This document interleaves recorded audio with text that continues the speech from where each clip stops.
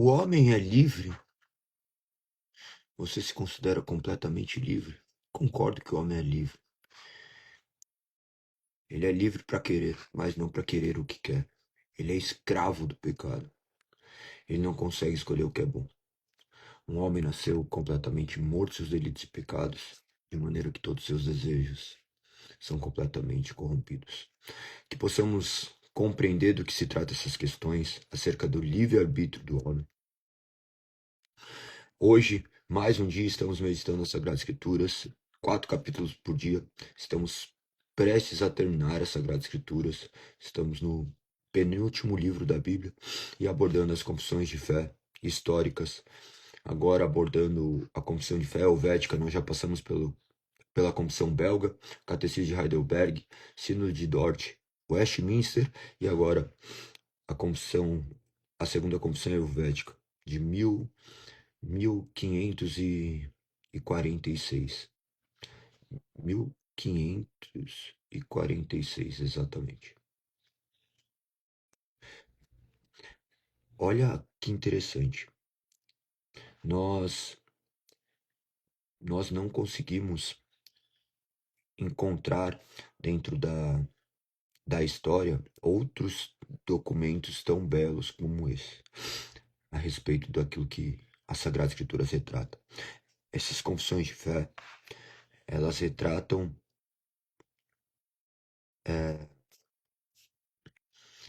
verdades que estão ali contidas na Sagrada Escritura de maneira completamente fiéis a ela, de forma que o homem ainda não conseguiu repudiá-las, tá? Observe que o homem, quando começa a enxergar essa realidade do que se trata, a verdade de Deus, ele acha por bem sistematizá-la, para que o homem consiga enxergar de maneira mais clara, mais precisa. Essas confissões de fé visam te direcionar de maneira madura a compreensão do que emana das Sagradas Escrituras. Ela não visa ditar para você uma forma de viver, mas ela visa parametrizar aquilo que você deveria viver de forma que esteja condicionado às Sagradas Escrituras. O homem, quando deixado e entregue a si mesmo, ele toma decisões que são completamente incoerentes. E quando não há unidade de linguagem, fatalmente nós conseguiremos caminhar no mesmo caminho, porque nossas opiniões são divergentes, nossas opiniões são contrárias. Claro que nós somos guiados por um espírito, por uma palavra, mas a questão é definir os termos das palavras que nós utilizamos se faz necessário. A principal coisa não é simplesmente termos a capacidade de falar, mas de se fazer entendido e também de compreendermos o que estão nos dizendo. Que vocês possam ter muita sabedoria ao ler essas confissões. Eu oro para que o Senhor nos direcione e nós sejamos capacitados de forma que o nome do Senhor seja exaltado. Perfeito? Vamos então para o primeiro ponto aqui. Primeiro ponto, do livre-arbítrio e da capacidade humana. Diz assim: qual era o homem antes da queda? Ao estado em que o homem se encontrava no princípio antes da queda, era certamente reto e livre, de modo que podia continuar no bem ou declinar para o mal. Mas inclinou-se para o mal e se envolveu a si mesmo, e toda a raça humana em pecado e morte, como se disse acima. Por que como se disse acima? Nós acabamos de abordar a queda do homem. Quando você aborda a queda do homem, você já chega à conclusão de que o homem está completamente morto, seus delitos e pecados, e ele não pode escolher o bem, porque ele foi completamente corrompido. Então ele está tratando nessa questão. Então ele aborda que o homem era completamente livre, de forma que ele poderia escolher ali entre obedecer ou não à palavra de Deus. De forma que agora, após a queda, o homem não consegue obedecer a palavra de Deus por si mesmo. É necessário a regeneração, é necessário que o Espírito Santo penetre esse coração para que modifique os seus desejos, para que ele seja livre para fazer aquilo que Deus quer. Porque senão ele continuará escravo do pecado. Ele vai discorrer de maneira muito bela aqui, muito melhor do que eu consigo explicar, então eu vou continuar lendo. Mais uma vez eu vou ler esse parágrafo que ele é de extrema importância, tá? Ao estado, há no sentido de existe, tá? Ao estado em que o homem se encontrava no princípio, antes da queda, era certamente reto e livre, de modo que podia continuar no bem ou declinar para o mal. Mas inclinou-se para o mal e se envolveu a si mesmo e a toda a raça humana em pecado e morte, como se disse acima. Outra questão muito importante aqui é que distinguirmos essas três etapas. Antes da queda do homem, o homem poderia não ter pecado. Ele tinha a possibilidade de resistir a esse pecado. Isso daqui do ponto de vista humano, tá? Ponto de vista humano. Agora, após a queda, o homem não consegue não pecar. Aqui o homem poderia não pecar.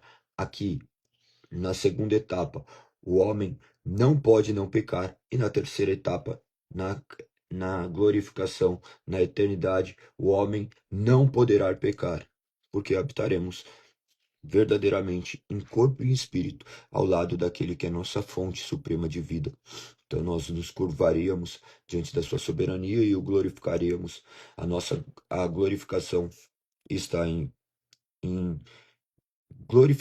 a glorificação está naquilo que nós ofertaremos a Deus, que parte do pressuposto dessa completa submissão e adoração a Ele. Outro ponto. Qual se tornou o homem depois da queda? Depois, importa considerar qual se tornou o homem depois da queda. Sem dúvida, seu entendimento não lhe foi retirado. Nem foi ele privado de vontade, nem foi transformado inteiramente numa pedra ou árvore, mas seu entendimento e sua vontade foram de tal sorte alterados e enfraquecidos que não pode mais fazer o que podiam fazer antes da queda. Aqui ele está retratando, em outras palavras, aquilo que eu acabei de dizer. O entendimento se obscureceu, e a vontade que era livre tornou-se uma vontade escrava. Lembre-se que o homem era livre, ele não possuía a inclinação para o mal nem para o bem. Ele poderia tomar decisões. Contudo, após a queda, o pecado era dentro em toda a humanidade, o homem não consegue escolher aquilo que é bom. Então, essa vontade se torna escrava. Quando perguntam acerca do livre-arbítrio, criam milhares de teorias. É muito melhor ir para o básico. O homem é livre? Sim, o homem é livre. Livre para pecar. Ele não consegue fazer o que é bom. Você não consegue fazer o que é bom sem a presença do Espírito regenerando você. Tudo que é bom vem de Deus. Você conseguindo compreender esses princípios, as coisas fluirão de maneira mais prática e mais fácil. Se não estiver entendendo, eu creio que é um ponto aqui bem, bem, não contraditório, mas bem complexo. Então, façam perguntas, escrevam aí qualquer questão, porque isso faz parte da sua vida. Todos os dias você levanta com essa vontade inclinada para o mal. Apenas Deus operando no nosso coração para que possamos fazer aquilo que glorifica o nome dele. Preste muita atenção quanto a isso, então. Continua dizendo: agora ele serve ao pecado, não involuntariamente, mas voluntariamente. Tanto é assim que o seu nome é vontade, não é não vontade. Olha que interessante. O pecado não é involuntário, mas voluntário. Você serve o pecado voluntariamente. Os seus desejos estão inclinados para o mal. Por isso que você faz o que você faz. Como eu abri a live, o homem é livre para querer, de maneira que o seu querer agora está completamente inclinado para o mal. Mas você não pode querer o que quer. Porque esse querer está corrompido. Os seus desejos fazem parte dessa sua natureza corrompida. Você deseja aquilo que te destrói. O homem constantemente manifesta isso. Se você só parar para pensar, você vai pensar, o que é melhor? Você treinar ou você ficar descansando? Você não vai pensar que é treinar. Ainda que você goste muito de treinar, você sabe que você treinar não é algo prazeroso. Ainda que seja prazeroso, você não quer fazer todo o tempo.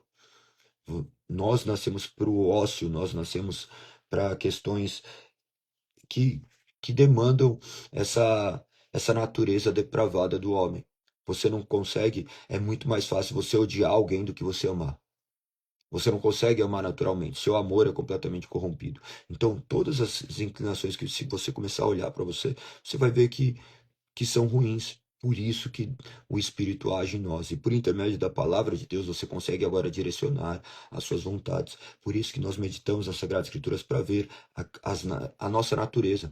Quando nós lemos as Sagradas Escrituras, nós estamos deparando com um espelho que mostra a nossa pior face. Essas pessoas que estão aqui não são pessoas distantes de você, essas pessoas refletem a sua natureza. Que se Deus não operar em você, você também continuará morto em seus delitos e pecados. Você vê que não existe homens na Bíblia que foram perfeitos, a não ser Cristo Jesus. Ainda que tenha alguns que você não vai ver é, imputações de qualidades más ou ruins, como o caso de Daniel, que você olha o que está acontecendo ali, você não vê uma mácula, mas mesmo diante disso, nós sabemos que ele habitou na mesma carne que nós, pensou as mesmas coisas que nós e falhou como nós falhamos, mas não está atrelado ao que nós fazemos, mas o que Deus opera no nosso coração. Perfeito? Vamos continuar. O homem pratica o mal por sua própria vontade. Portanto, quanto ao mal ou ao pecado, o homem não é forçado por Deus ou pelo diabo, mas pratica o mal espontaneamente. E nesse sentido ele tem arbítrio muito livre. Mas o fato de vermos, não raro, que os piores crimes e desígnios dos homens são impedidos por Deus de atingir seus propósitos, não tolhe a liberdade do homem na prática do mal. Mas é Deus que, pelo seu próprio poder, impede aquilo que o homem livremente determinou de modo diverso. Um exemplo aqui. Pensa que o homem não é tão ruim quanto poderia ser. Imagina que você já tentou praticar vários atos ruins, mas ainda assim você não fez não conseguiu chegar na finalidade dos seus atos por conta de Deus controlando seu mundo. Como eu gosto de citar algumas vezes, imagina que nós temos bombas nucleares. Mediante essas guerras que existem entre nações, um botãozinho que é apertado, uma ligação que é feita pode destruir o continente, mediante a capacidade, o material bélico que determinadas nações possuem. E por que assim não acontece? Porque Deus está no controle. Nada foge do controle soberano de Deus. De maneira que Deus não é o autor do mal, o homem sempre será o autor do mal, mas Deus tem essa capacidade de restringir o mal do homem. Imagine você, alguma coisa que você tentou fazer e você não conseguiu. Por exemplo, eu queria ser delegado. Prestei concurso para a Polícia Civil, fui para a prova oral, passei na prova física, passei em todas as etapas na prova oral, não passei. Mas minha cabeça era completamente outra. Eu queria matar bandido. Eu olhava, eu era inconformado quanto a essa questão. Eu não acreditava numa regeneração do ser humano. Hoje não, hoje eu frequento presídios, vou lá visitá-los e sei que Deus pode operar no coração e mudar. Porque agora eu entendo essa depravação do homem, agora eu entendo. Mas imagina se Deus tivesse me entregado a minha malignidade. Quantas pessoas eu não teria exterminado pela minha própria justiça? Então, imagina que Deus não permitiu eu fazer tanto mal quanto eu quis. Quantas coisas ruins eu fiz para outras pessoas, para as mães das minhas filhas, por exemplo. O adultério, isso é horrível. E ainda assim eu não adulterei o quanto eu queria, porque eu desejaria sempre mais, é o fruto do pecado. Consigam entender por essa questão, talvez fique mais fácil. Estão entendendo? Coloca aí se você estiver entendendo. Este é um assunto de extrema relevância para o seu dia, tá? De extrema relevância para o seu dia. Então, continua a dizer. Assim, os irmãos de José livremente determinaram desfazer-se dele, mas não o puderam, porque outra coisa parecia bem ao conselho de Deus. Nós já abordamos essa questão aqui, Gênesis 50 a 20. Inclusive, eu acho que até li com vocês. Continua. O homem, por si só, não é capaz do bem. Com referência ao bem e à virtude, O entendimento do homem por si mesmo não julga retamente a respeito das coisas divinas. A escritura evangélica e apostólica requer regeneração de todos aqueles dentre nós que desejamos ser salvos. Por consequente, nosso primeiro nascimento de Adão em nada contribui para a salvação. São Paulo diz: o homem natural não aceita as coisas do Espírito de Deus, e etc. Conforme 1 Coríntios, capítulo 2, versos 14. E em outra passagem ele afirma que nós, por nós mesmos, não somos capazes de pensar nada de bom. 2 Coríntios 3:5. Ora, se sabe que a mente e o entendimento é a luz da vontade, e quando o guia é cego, é óbvio até onde a vontade poderá chegar. Por isso, o homem ainda não regenerado não tem livre-arbítrio para o bem e nenhum poder para realizar o que é bom. O Senhor diz no Evangelho: em verdade vos digo, todo o que comete pecado é escravo do pecado. João 8:34.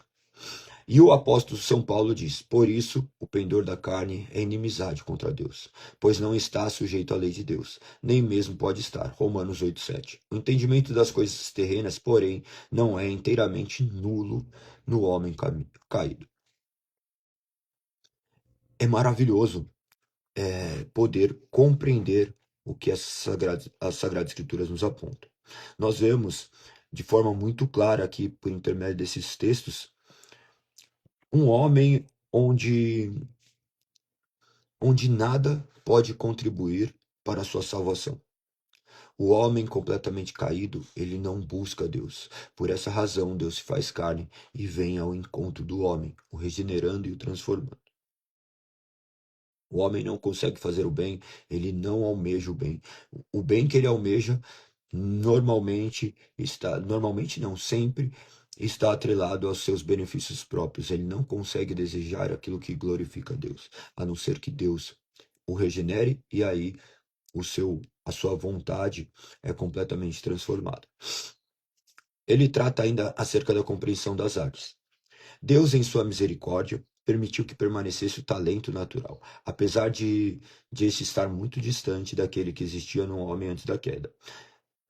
Deus manda o homem cultivar o seu talento e, ao mesmo tempo, lhe acrescenta dons e favores. E é manifesto que não fazemos nenhum progresso em todas as artes sem a bênção de Deus. Certamente a Escritura atribui todas as artes a Deus, e na verdade até os pagãos atribuem a origem das artes a Deus, que seriam os seus inventores. Ele retrata também uma questão ali, essa arte do qual ela estava cada vez mais preponderante, a arte que sempre foi uma manifestação do homem, ele tenta retratar isso de uma maneira do qual também não seja tolhida como tudo uma obra caída, mas sim entendendo que Deus opera no coração do homem, fazendo com que ele manifeste também coisas do alto, da eternidade ou características que retratem coisas belas de forma comum a todo ser. Continua dizendo: quais são os poderes dos regenerados e de que modo é livre o seu arbítrio? Finalmente, devemos ver se os regenerados têm e até que ponto têm livre-arbítrio. Olha que interessante, lembre-se, quem são os regenerados? Aqueles que foram impactados pelo Espírito Santo. Nós partimos do pressuposto que o homem deve ser regenerado. Outras crenças, inclusive cristãs, eles não creem dessa forma, não creem que o homem precisa ser regenerado. Eles acreditam que por si mesmo o homem tem capacidade de tomar decisões diferentes diferente do que nós estamos falando agora. Nós falamos que o homem não pode tomar decisões por Deus, a não ser se Deus opere no coração dele e faça com que ele agora enxergue as coisas de Deus. Então, essa é a questão principal da regeneração. A regeneração é um homem morto sendo vivificado pelo Espírito. Finalmente, devemos ver se os regenerados têm e até que ponto têm livre-arbítrio. Na regeneração, o entendimento é iluminado pelo Espírito Santo, para que compreenda os mistérios e a vontade de Deus. E a própria vontade não é somente mudada pelo Espírito, mas é também equipado com poderes, de modo que ela espontaneamente deseje o bem e seja capaz de praticá-lo, conforme Romanos 8, verso 1. Se não concedermos isso, negaremos a liberdade cristã, introduziremos uma servidão geral. Mas também o profeta registra o que Deus diz: na mente lhes imprimirei minhas leis e também no coração lhes escreverei. Jeremias 31, 33. Em Ezequiel 36, 26 também caminha nesse sentido. E o Senhor também diz no Evangelho: se, pois, o Filho vos libertar, verdadeiramente sereis livres. João 8,36. E São Paulo também escreve aos Filipenses: porque vos foi concedida a graça de compadecerdes por Cristo, e não somente de crerdes nele. Filipenses 1,29. E outra vez, estou plenamente certo de que aquele que começou boa obra em vós há de completá-la até o dia de Cristo Jesus. No verso 6. Ainda Deus é quem efetua em vós tanto querer quanto o realizar, segundo a sua boa vontade. Deus opera em nós, de maneira que nós não somos marionetes, mas receptáculos de Deus, onde ele manifesta seu poder por intermédio de nós, manifesta suas capacidades, manifesta sua, sua soberania. Continua dizendo: os regenerados operam não só passivamente, mas ativamente. Entretanto, ensinamos que há duas coisas a serem observadas. Primeiro, que os regenerados na sua eleição e operação não agem só passiva, mas ativamente. Vocês sabem ativo e passivo, né? Ativo aquele que age, passivo aquele que poderia contar como um receptor. Então, entretanto, ensinamos que há duas coisas a serem observadas. Primeiro, que os regenerados na sua eleição e operação não agem só passiva, mas ativamente. São levados por Deus a fazer por si mesmos o que fazem. Você, vivendo de maneira que Deus opera no seu coração, você é levado por Deus a fazer por si mesmo o que fazem. Olha como o Agostinho define isso. Santo Agostinho muito bem afirma aqui: Deus é nosso ajudador, mas ninguém pode ser ajudado senão aquele que faz alguma coisa. É muito bela essa frase dele, tá? Deus é nosso ajudador, mas ninguém pode ser ajudado senão aquele que faz alguma coisa. Nós somos chamados a nos movermos. Nossas ações apontam para algo. Nossas omissões também são ações. Então ele fala de uma atividade. Você ficar parado é uma escolha também. Ficar parado não é necessariamente uma omissão e uma inatividade, mas é necessário que você compreenda que você foi chamado a agir agora de maneira como Deus estabeleceu na sua palavra.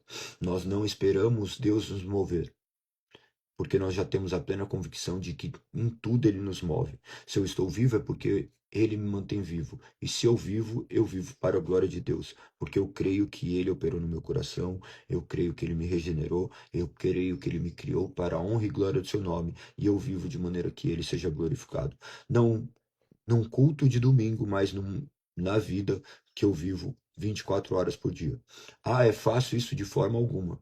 De forma alguma. Constantemente você se deparará com o velho homem, você verá que as suas vontades são vontades completamente pecaminosas, você vai ver que seus desejos são egoístas, que você poucas vezes pensa no próximo, você vai ver milhares de coisas. E você enxergando isso, você já glorificará a Deus, porque você resistirá aos seus pensamentos, você não agirá conforme a sua carne milita, e sim segundo ao que o Espírito grita aos seus ouvidos, por intermédio dessas palavras e essas palavras que também estão gravadas dentro do seu coração.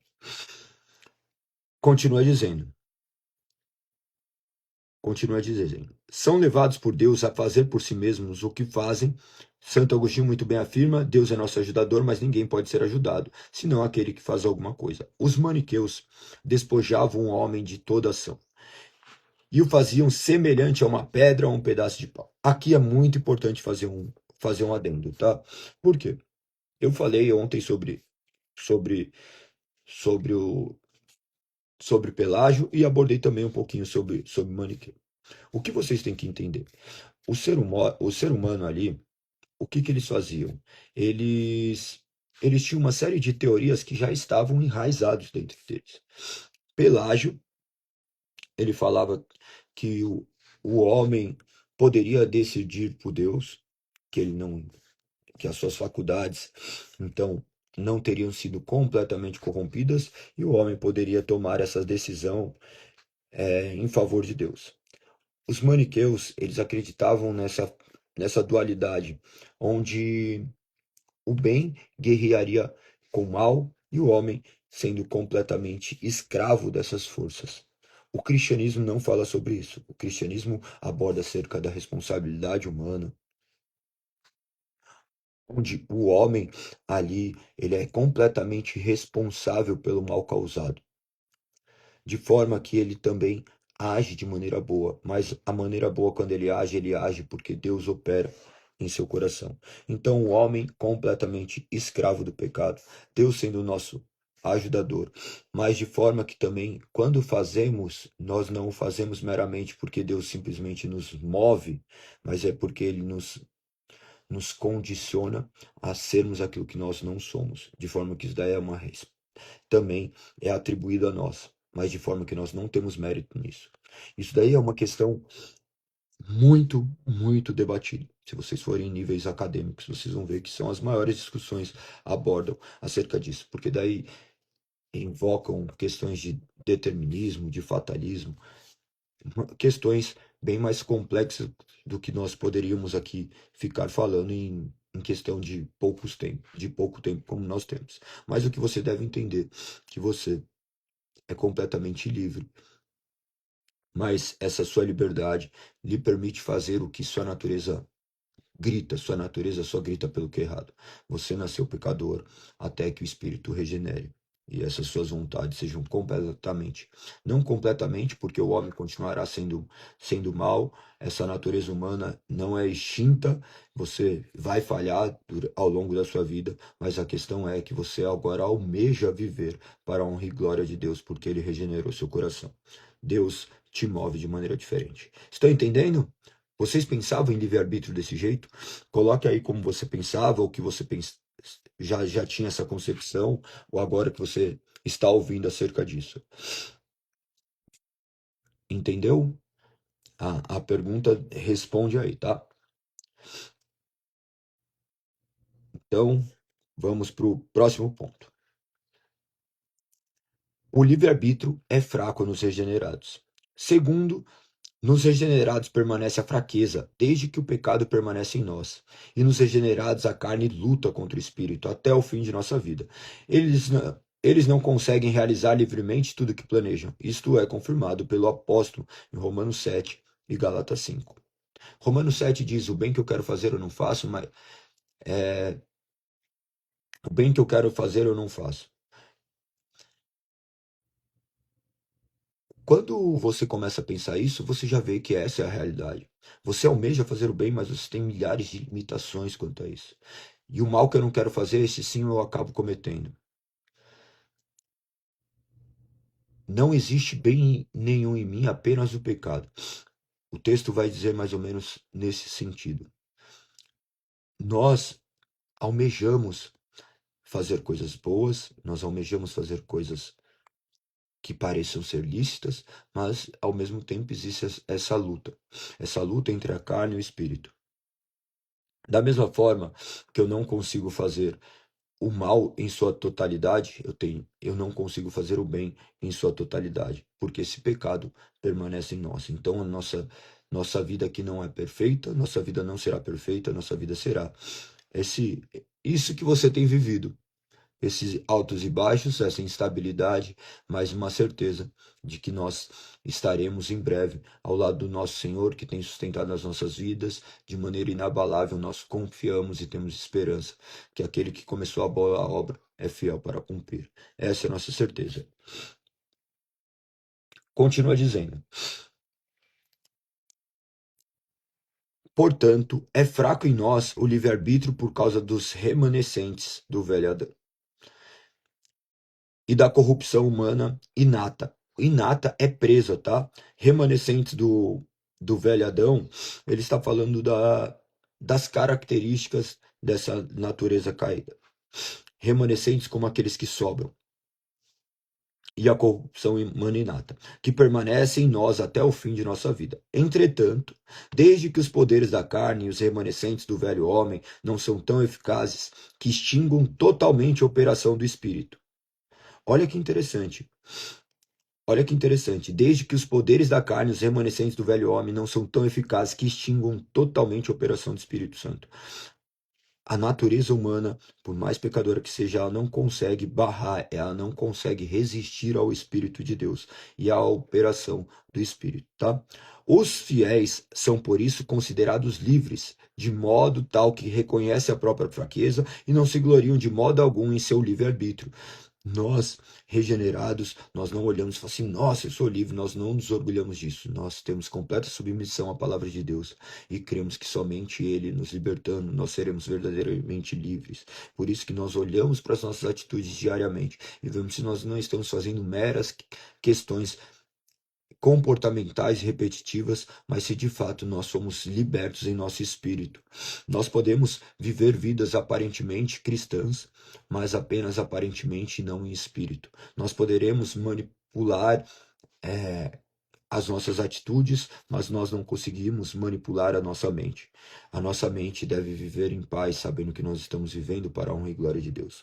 Nós vemos milhares de pessoas que estão ainda escravos do pecado, que não tiveram transformações, que não desejam a Deus. Eles desejam os benefícios de Deus, mas não desejam a vida com Deus. Pessoas que vivem essa dualidade, muito provavelmente não nasceram de novo. Eles vivem segundo os seus próprios desejos, inclinados para os desejos da carne. Imagina que a sua carne deseja tudo aquilo que o mundo quer te oferecer de bom. E dentre essas coisas boas, o homem entende que Deus é bom. A natureza humana entende que se Deus existe, ele é bom, mas ele não se curva a Deus como Senhor, ele apenas como Salvador. Daí as pessoas buscam apenas os benefícios de Deus e não cumprem as obrigações perante a Deus. As nossas obrigações nos levam a glorificar a Deus e nós não queremos glorificar a Deus por conta deste desejo caído. Somente o Espírito operando em nós. Por isso que tem pessoas que não adianta você ficar falando um monte de coisa. Claro que é necessário pregar, mas somente o Espírito que vai operar nesse coração. Entender essas questões? Se tiverem dúvidas, não se esqueçam de colocar aqui.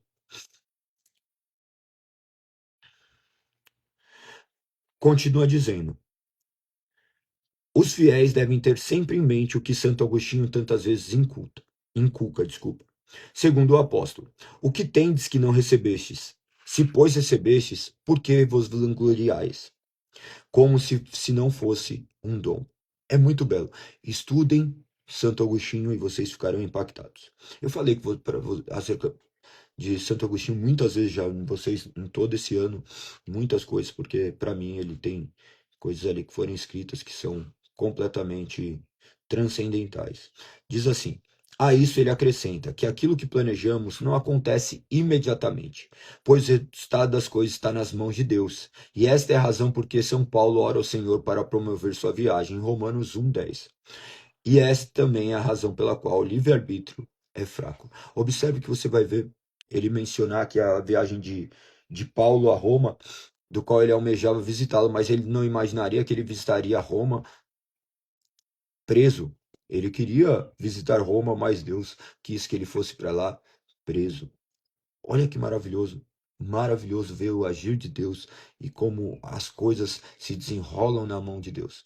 Quando nós vemos nossa história, nós podemos contemplar as mãos de Deus sendo nosso condutor, nos guardando do perigo e nos direcionando a fazer aquilo que nós não conseguiríamos fazer sozinhos.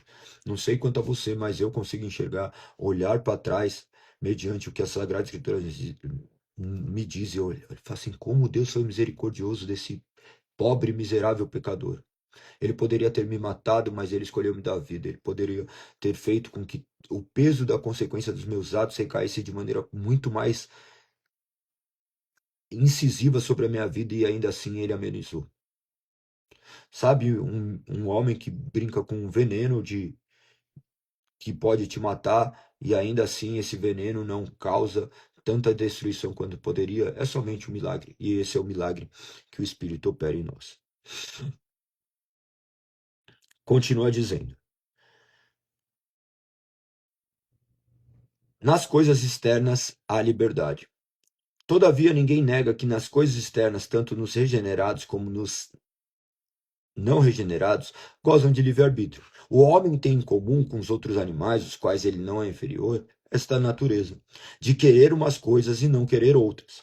Assim ele pode falar ou ficar calado, sair de sua casa ou nela permanecer. Contudo, mesmo aqui deve-se ver sempre o poder de Deus, pois essa foi a causa porque Balaão não pode ir longe quanto desejava.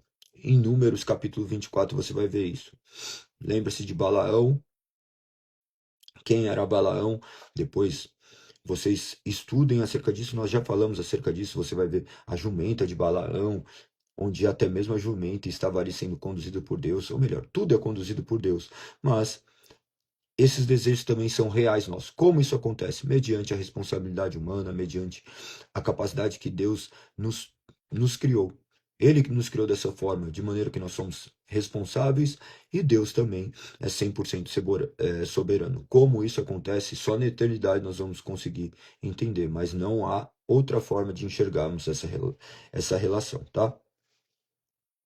Então, nunca se esqueçam disso. O homem é livre, mas sempre vai ser escravo do pecado.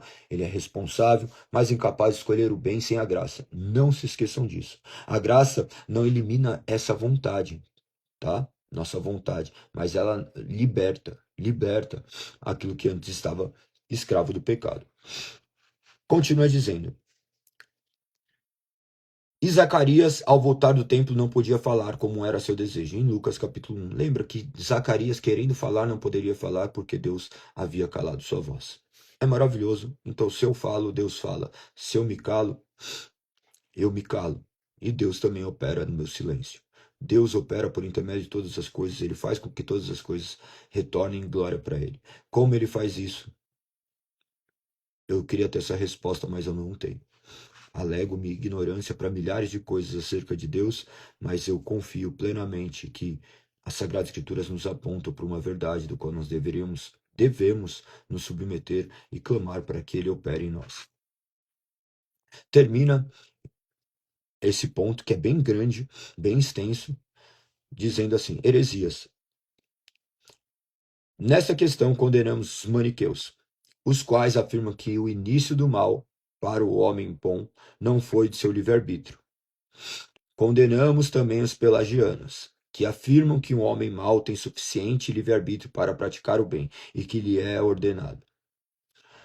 Aqui então tem essa dualidade, do qual eu já abordei com vocês, já falei acerca disso. Continua dizendo: ambos são refutados pelas Santas Escrituras, que diz aos primeiros: Deus fez o homem reto. O que ele é muito polido a maneira dele escrever, né? Então ele fala assim: ambos são reputados pelas Santas Escrituras, que diz aos primeiros: Deus fez o homem reto. Ele está mencionando ali acerca dos maniqueus, os quais afirmam que no início do mal para o homem, que o início do homem mau para o homem bom não foi de seu livre-arbítrio.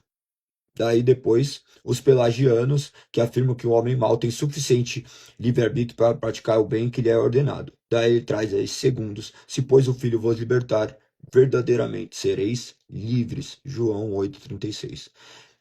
Assim retrata as escrituras acerca do livre-arbítrio. Tentam utilizar, até mesmo no meio protestante reformado, acerca da livre agência. Muitos escritores também, do qual eu também me atento a seguir essa linha de raciocínio e não abordarmos acerca de livre agência.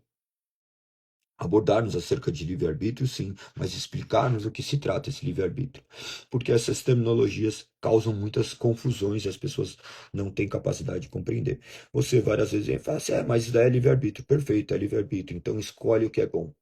Daí você tem a oportunidade de manifestar para a pessoa o quanto ela se torna, o quanto ela é escrava. Ela não consegue escolher o que é bom. O homem por si só não pode escolher o que é bom. Então, quando pensarem a questão do livre-arbítrio, imagine que você, sim, tem liberdade para fazer aquilo que a sua natureza humana requer. A sua natureza humana é caída e ela só requer o pecado. Ela sempre vai almejar o pecado. Você é um buraco insaciável. somente Deus operando no nosso coração. Que Ele opere no seu coração e te transforme, te regenere para a honra e glória do nome dEle. Vamos para os nossos capítulos de hoje. Zacarias, do capítulo 2 ao 5. Ó, para eu te mostrar o quanto nós somos miseráveis, o quanto nós somos negligentes para as coisas de Deus, olha aqui, quantas pessoas nós temos aqui. Mas creio que vocês não leem os 4 capítulos. Por quê? Manifestação do pecado. Nós não desejamos as coisas de Deus. Eu não sou melhor porque eu desejo, tá? Eu não sou melhor porque eu desejo, porque esse desejo também eu creio que não vem de mim, mas vem dessa força sobrenatural que nos rege. E a questão é, ele me convence de quem eu sou. Então eu luto também todos os dias para que eu possa glorificar o nome dele e meditar nas suas sagradas escrituras. Vocês vão ver que nós não demoraremos lendo isso daqui em voz natural, os 4 capítulos de hoje, nós não demoraremos 12 minutos eu lendo pausadamente, e até se eu fizer comentários a gente não demoraria isso. Então observe que muitas vezes nós falamos falta de tempo, não é falta de tempo, o que você tem é falta de prioridade. Nós dizemos amar Deus sobre todas as coisas, mas nós mentimos para nós mesmos. Nós temos que clamar a Deus para que Ele nos faça amar sobre Ele sobre todas as coisas, que nós possamos desejá-los. Imagina que nós atribuímos milhares de mentiras à nossa realidade. Nós, não vamos ao culto porque, eu tenho que fazer alguma coisa. Não vou porque é noite. Não vou porque... eu tô com unha encravada. Você vai encontrar qualquer coisa. Você vai encontrar alguma coisa para adorar no seu Deus. Então, que você seja exortado e que você seja constrangido por Deus para que você busque conhecer a sua palavra. Se você não conhecer a sua palavra, você verá uma vida muito aquém daquilo que ele estabeleceu. A vontade dele é que você seja obediente. A vontade dele é que você siga as suas instruções para que você tenha vida. Você é responsável, sim. Então leia, conheça essa palavra e viva para a glória de Deus. Vamos então à leitura desses 4 capítulos. Vou tentar não fazer muitos comentários quanto a isso, porque vocês já tiveram os comentários necessários ontem, principalmente discorrendo do que seria esse livro, quem era Zacarias, o período que ele estava. Mas lembre-se, algumas coisas aqui não são literais, então leiam, tentem compreender. Que tiverem dúvida, depois pesquisem, mas se você for ficar fazendo leitura em cima de pesquisas, talvez ainda se torne um pouco difícil. Então, nesse primeiro passo, o ano que vem nós também leremos, depois, todos os anos nós devemos ler a Bíblia, mas então, vai lendo passo a passo e aos poucos você vai evoluindo, perfeito? Vamos à leitura, então, do capítulo 2 de Zacarias. Diz assim: quando levantei os olhos... Calma aí, deixa eu vou marcar o tempo para você, para que eu não cometa isso. Para que a gente possa mensurar o tempo. Talvez você nunca tenha feito isso. Então, nós temos aqui, a quantidade de pessoas, ainda que você não tenha uma Bíblia em mãos, então escute que você vai escutar 5 livros das Sagradas Escrituras, do quais é a palavra de Deus que é gritada ao seu ouvido. Se você quiser ouvir a voz de Deus, leia a Bíblia em voz alta. Talvez as vozes que você diz ouvir na sua mente retratam simplesmente seus pensamentos. Um Deus que sempre concorda com você não é Deus, você se torna Deus dele. Então, que você possa ler essa Bíblia, ler as Sagradas Escrituras e entender a vontade de Deus. Vamos à leitura. Quando levantei os olhos outra vez, vi um homem segurando uma corda de medir. Aonde você vai? Perguntei. Ele respondeu: vou medir Jerusalém, para saber a largura e seu comprimento. Então o anjo estava comigo foi se encontrar com outro anjo que vinha em sua direção. O outro anjo disse: corre e diga àquele jovem: um dia Jerusalém ficará tão cheia de pessoas e animais que não haverá muros na cidade, pois não caberão todos dentro dela. Então eu mesmo serei um muro de fogo ao redor de Jerusalém para protegê-la, diz o Senhor. Eu serei a glória no meio da cidade. Aqui, se você vê, ele já caracterizando a sua proteção para com seu povo, de maneira que ilustra a igreja. Verso 6 diz, o Senhor diz: saiam, fujam da Babilônia, na terra do norte, pois eu os espalhei aos 4 ventos. Saia, povo, de Sião, exilado na Babilônia. Depois de um período de glória, o Senhor dos Exércitos me enviou. contra as nações que saquearam vocês e disse: quem lhe faz mal à menina dos meus olhos. Olha que interessante, algumas pessoas imaginam aqui que menina dos olhos, as mulheres muitas vezes colocam isso a menina dos olhos de Deus, colocando, entendendo que existia uma mulher que era os olhos dele. Não é essa a questão. A menina dos olhos é essa partinha preta aqui do olho, tá? É considerado frágil. Imagina que a proteção é muito rápida, né? Você já viu que vem alguma coisa? Então essa é a menina dos olhos. Ele está retratando justamente sobre isso. Quem lhe faz mal à menina dos meus olhos, manifestando essa fragilidade, manifestando esse cuidado. Levantarei minha mão para esmagar essas nações, e seus próprios escravos os saquearão. Então vocês saberão que o Senhor dos Exércitos me enviou. O Senhor diz: cantem alegremente a bela Sião, pois vem habitar em seu meio. Naquele dia muitas nações se juntarão ao Senhor, elas também serão meu povo. Habitarei em seu meio, vocês saberão que o Senhor dos Exércitos me enviou. A terra de Judá será a propriedade do Senhor na terra santa. Mais uma vez ele escolherá Jerusalém para ser sua cidade. Cale-se diante do Senhor toda a humanidade, pois ele se levanta em sua santa habitação. Aqui uma clara profecia messiânica, do qual ocorreu conforme Deus estabeleceu. Observe que aqui nós temos esse rompimento entre judeus e gentios, trazendo que muitas nações se juntariam para o adorá-lo. Nós vemos a promessa desse Messias que haveria de vir, que veio e que está vivo, habitando à destra do Pai, após vencer a morte, e ainda habita dentro de nós mediante o agir do Santo Espírito. Continuando no capítulo 3. Então o anjo me mostrou. O sumo sacerdote Josué em pé diante do anjo do Senhor, Satanás o acusador. Também estava ali ao lado direito do anjo e fazia acusações contra Josué. Esse Josué não é o Josué, tá? Esse Josué é o sacerdote dessa época. O Senhor disse a Satanás: eu, o Senhor, rejeito suas acusações a Satanás. Rejeita suas acusações, Satanás. Sim, o Senhor escolheu Jerusalém, o repreende. O repreende. Este homem é como uma brasa tirada do fogo. Josué continuava em pé diante do anjo, e suas roupas estavam imundas. Então o anjo disse aos que ali estavam: tirem as roupas imundas dele.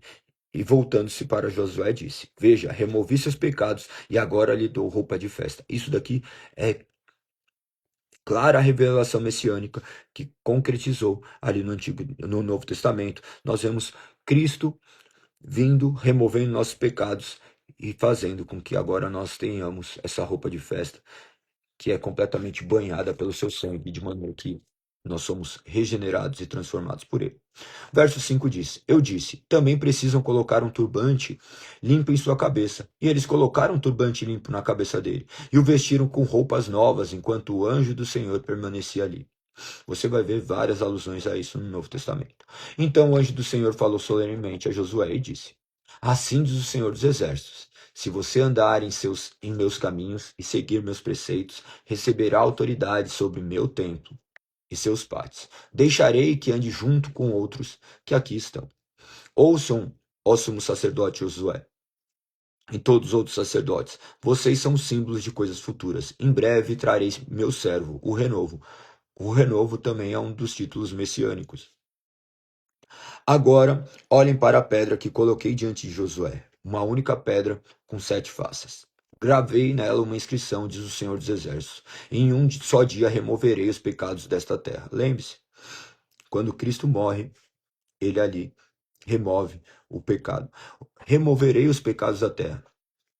E naquele dia, diz o Senhor dos Exércitos, cada um de vocês convidará seu próximo para sentar-se debaixo de sua videira e de sua figueira.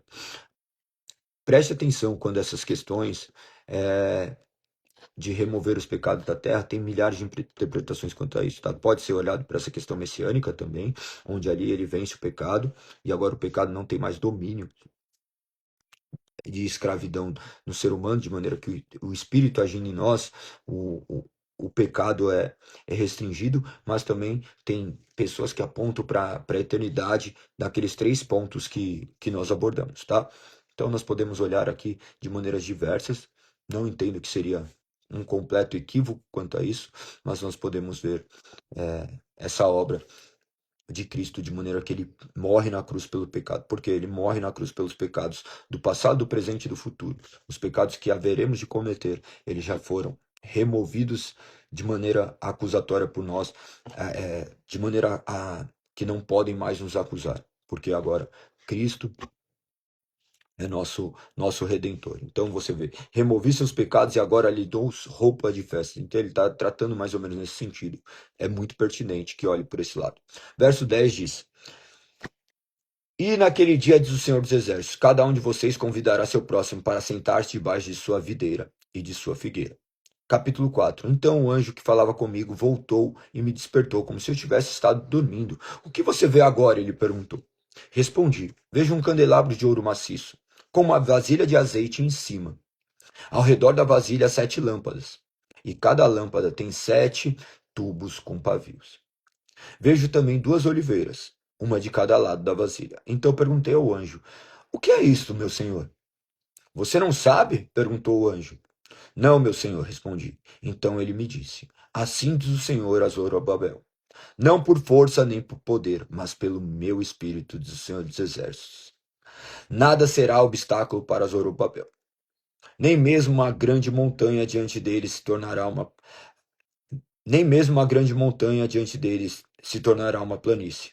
E quando Zorobabel colocar no lugar a última pedra do templo, o povo gritará: É pela graça, é pela graça. Nós já vemos a graça aqui, nós vemos a restauração do templo, que está prefigurando a restauração do templo. Qual que é o verdadeiro templo? O verdadeiro templo, a verdadeira igreja é constituída por Cristo, onde ele é o cabeça e nós somos o corpo, de maneira que ele nos guarda e ele nos protege. Mais uma vez, é pela graça, é pela graça. Verso 8. Depois recebi outra mensagem do Senhor. Zorobabel lançou os alicerces deste templo, e ele completará. Então vocês saberão que o Senhor dos Exércitos me enviou. Não desprezem os começos humildes, pois o Senhor se alegra ao ver a obra começar, ao ver o prumo na mão de Zorobabel.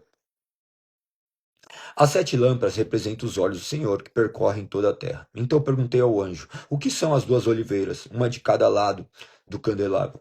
E o que são os 2 ramos de oliveira que derramam azeite dourados por 2 tubos de ouro? Você não sabe? Ele perguntou. Não, meu senhor, respondi. Então ele me disse: Eles representam os 2 ungidos que ficam na presença do Senhor de toda a terra.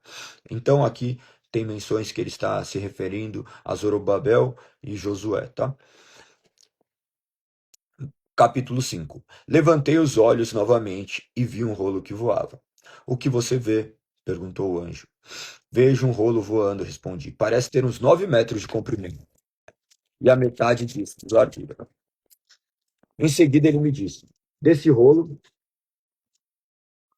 Nesse rolo está a maldição, que sai para toda a terra. Uma maldição do rolo diz que ladrões serão expulsos da terra, e a outra maldição diz que os que juravam falsamente serão expulsos da terra. Aqui é válido esse apontamento. Lembra-se das 2 tábuas das leis de Moisés, um dos pecados contra Deus e outro contra o próximo.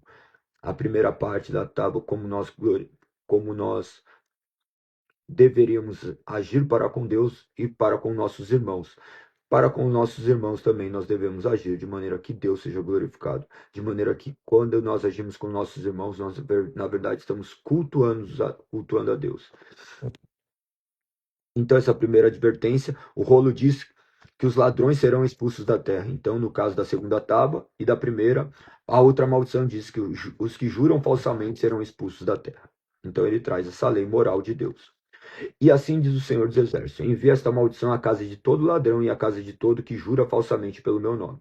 E minha maldição permanecerá na casa e destruirá completamente até sua madeira e suas pedras. Nós imaginamos também que nada acontece. Imagina que muitas coisas que acontecem nas nossas vidas, ou melhor, tudo que vai acontecendo nas nossas vidas, existe um agir espiritual.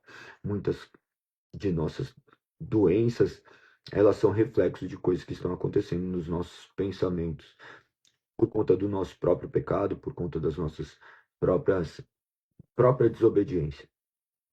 E por vezes, como providência de Deus, para nos alertar de que nós somos dependentes dele e que nós devemos se submeter a ele. Continua aqui, verso 5. Então o anjo que falava comigo se adiantou e disse: Levanta os olhos e e vejo o que está vindo. O que é? Perguntei. Ele respondeu: é um cesto para medir cereais, está cheio do pecado de todos que habitam na terra. Então a tampa de chumbo do cesto foi levantada, e dentro dele havia uma mulher sentada. O anjo disse: a mulher se chama Perversidade. E empurrou de volta para dentro do cesto e fechou a tampa. Em seguida levantei os olhos e vi duas mulheres voando em nossa direção, planando no vento. Suas asas pareciam asas de cegonha, e elas pegaram o cesto e carregaram pelos ares. Para onde estão levando o cesto? Perguntei ao anjo. Ele respondeu: para a terra da Babilônia, onde construirão um templo para ele. E quando o templo estiver pronto, colocarão o cesto ali em seu pedestal. Perfeito. Demorei 11 minutos e 40 para fazer essa leitura. 4 capítulos, demorei 11 minutos e 40. Me fala qual é a razão de você não dedicar 10 minutos a Deus, sendo que você fica horas e horas no Instagram. Você diz amar a Deus, mas talvez você diga amar a Deus apenas da boca para fora, porque sua vida não representa isso. Tenha temor ao Senhor, que você profira o nome dele, mas viva também para a glória dele. Conheça as Sagradas Escrituras. Eu entendo as suas limitações, mas eu não posso me curvar diante das suas limitações, porque as mesmas limitações que você possui, eu também possuo. Todos nós possuímos as mesmas limitações, nós temos que clamar ao Senhor para que Ele regenere e transforme as nossas vidas. Então, leia as Sagradas Escrituras. Se você diz crer em Deus, conheça a sua palavra. Você viu aqui esse agir sobrenatural. Esse agir sobrenatural era para que pudesse ocorrer a a formação do cânon bíblico. Hoje você não vai ver um anjo aparecer na sua mente e falar para você o que você deve fazer. Tá? Pare com esses misticismos de crenças pagãs. Nós somos guiados por uma palavra. Essa palavra que nos guia, essa palavra que nos direciona. Que você possa ser direcionado de maneira que o Espírito haja no seu coração. Eu oro para que você seja conduzido à obediência, para que você seja conduzido a ler as Sagradas Escrituras, que você faça parte daqueles que de verdade amam ao Senhor e manifestam por intermédio de suas vidas. Não porque você é bom, não porque você é especial, mas porque Deus escolheu te amar. Simplesmente por isso. Ou você compreendeu o quanto você é miserável e pecador e o quanto Deus é infinitamente bom. Que você possa viver para a honra e glória do nome dele, que você possa compreender o que as Sagradas Escrituras dizem. Leia as Sagradas Escrituras, Deus fala inerrantemente por intermédio dela. Que você possa também cultuar a Deus, que você faça parte de uma igreja, que você frequente. Não frequente apenas cultos, mas que você viva a igreja, que você esteja ali presente com os irmãos, que você conheça do que se trata, que você esteja o maior tempo possível presente à igreja. Lembre-se, um ano tem 52 semanas. Você provavelmente falta mais que 4 vezes. Muitas pessoas não vão nem 10 vezes à igreja no ano, tá? Mas se você vai metade disso, é 24. 24 de 48, né? De 48 vezes, vamos colocar se você vai 24 vezes no ano, que é bem pertinente, tá? Que é normalmente a média. 24 vezes corresponde a um dia. Se tomarmos como uma hora ouvindo a palavra de Deus, imagina que você escutou 24 horas. Imagina se isso, que o quanto isso poderia ser potencializado se você, porque você almeja coisas grandiosas, então viva coisas grandiosas. Da mesma forma, você fala que quer alguma coisa, mas as suas atitudes não condizem com aquilo que você diz querer. Então viva de maneira diferente. Imagina, se você for 2 dias à igreja, você vai cinco, vamos supor que você é fiel e você vai 24, 48 vezes no ano, você falta 4. Se você for 2 dias, 48, mais 48, 96. 96 que vai corresponder a 4 dias. 4 dias de 365. Será que isso é o suficiente? Você gasta mais tempo escovando o dente do que ouvindo a palavra de Deus. Você gasta mais tempo fazendo suas necessidades fisiológicas. E não vou nem entrar em questão quanto ao uso do celular. Então, observe que por vezes nós queremos apenas um Deus do qual nos salva, mas nós não queremos um Senhor. Que você almeje esse Senhor e Salvador, que você possa se reunir com seus irmãos, que possamos retornar às Sagradas Escrituras, mas que acima de tudo o Senhor nos guie em sabedoria para vivermos conforme a sua vontade. Que o nome do Senhor seja exaltado e glorificado. Convido vocês a estarem conosco hoje às 20 horas, ali Avenida dos Bandeirantes, 1440, na Vila Olímpia, se não entrada pela Rua Brejo Alegre, 138. Às 20 horas, nós cultuaremos o Senhor. Nós estamos no livro de Romanos. Espero você, que o nome do Senhor seja exaltado. Espero que todas essas palavras aqui façam sentido. Clama a Deus para que Ele ilumine o seu coração por intermédio do Espírito Santo, para que essas palavras penetrem, façam morada e te gere transformação. Peço para que você compartilhe com o máximo de pessoas essas lives, para que mais pessoas possam ter acesso à palavra de Deus. Se você não quiser compartilhar, então pelo menos converse com mais pessoas acerca dessa palavra. Que você viva para a honra e glória do Senhor. Tamo junto. Até amanhã, se Deus assim permitir. Fui.